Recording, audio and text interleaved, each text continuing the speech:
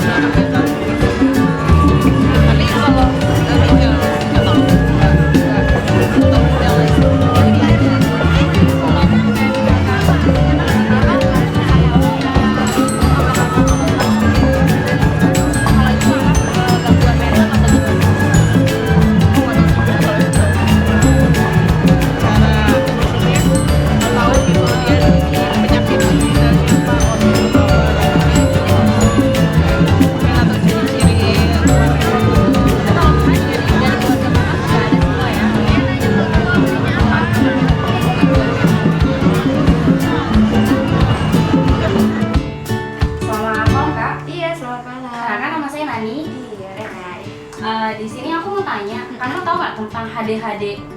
HDHD? Iya. Itu gejala kelainan kepada anak. Nah, ini contohnya. Ini gambar anak yang ADHD. Oh, ADHD. Iya.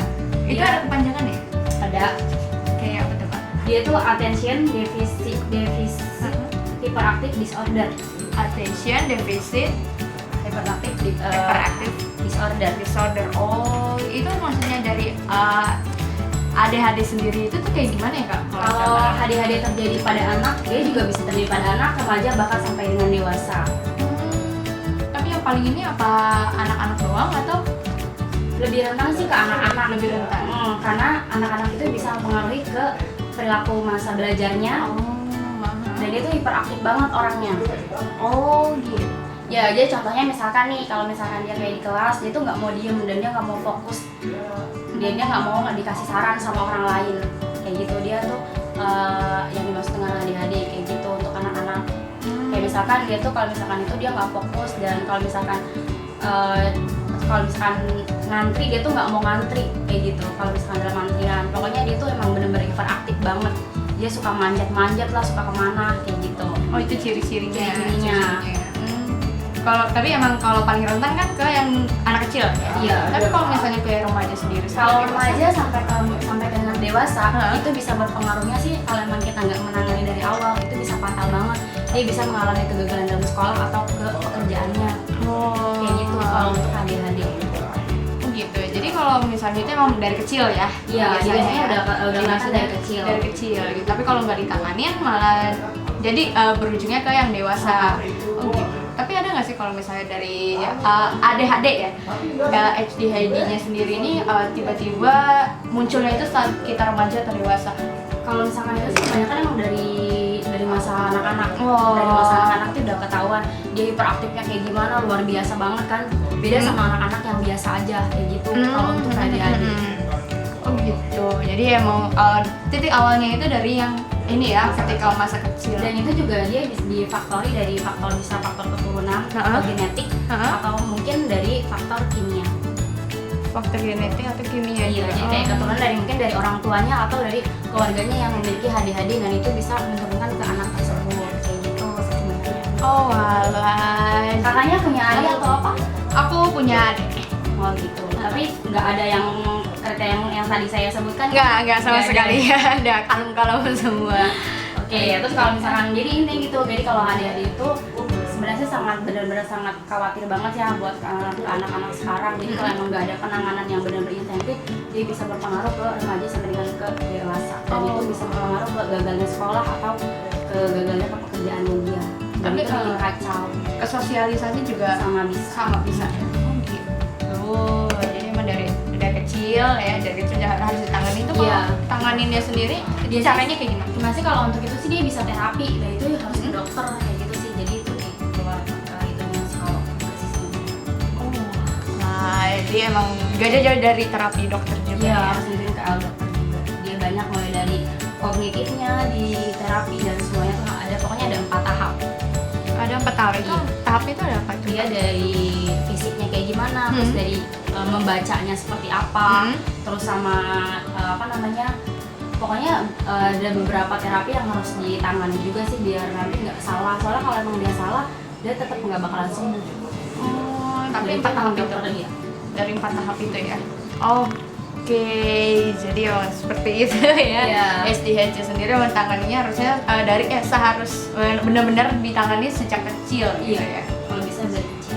Dan itu menjenis kayak penyakit psikologis atau emang udah? Dia tuh lebih ke emang faktor fisikisnya dia.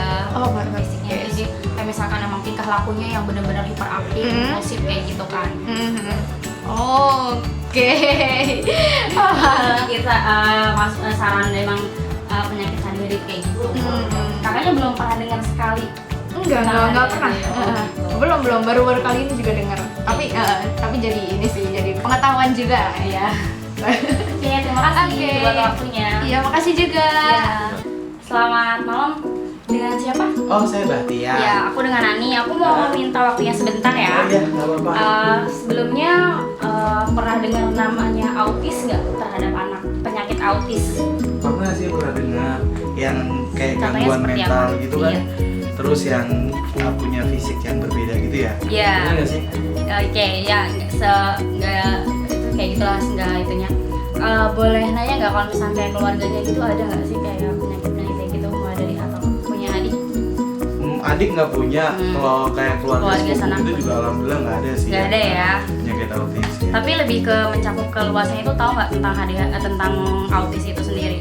Autis. Selain kelainan fisik. Kalau untuk autis ya, saya sendiri sih tahunya tentang yang punya mental yang berbeda ya dengan yang Iya. manusia normal. Terus ya mungkin agak emosinya juga kurang susah untuk dikontrol kan. Jadi autis sendiri tuh ada terapinya juga. Oh, terapinya apa aja tuh? Ada 3 tahap. Oh, Jadi yang pertama itu pakai obat, dia untuk ituin gejala-gejalanya si autis. Terus kalau kedua terapi komunikasi. Jadi komunikasinya kan dia emang kurang ya sama orang-orang yang normal. Nah kayak gitu, jadi untuk memperbaiki nonverbalnya dia.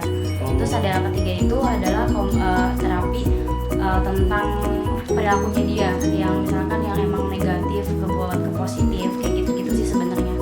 perilaku negatif itu kayak apa ya? Ya itu kan kalau autis sendiri kan emang beda sama orang-orang normal kayak gitu kan. Dia lebih cenderung punya dunia khayal sendiri. Dia lebih ke kayak misalkan menyakiti diri sendiri juga bisa sebenarnya. Oke, Jadi kayak gitu. Oh, Jadi pemahaman untuk autis sendiri kurang lebih seperti itu. oke. Thank you banget ya udah dikasih tahu nih tentang pemahaman autis. Sebelumnya malah saya nggak tahu gitu kan tentang terapinya apa aja atau kayak spesifik yang lebih detailnya apa aja. Sekarang jadi lebih tahu sih. Sebenarnya sih ya, itu juga belum terlalu mencakup luas banget sih tentang autis. Tapi makasih banget untuk Oke. waktunya. Iya, sama-sama. Ya.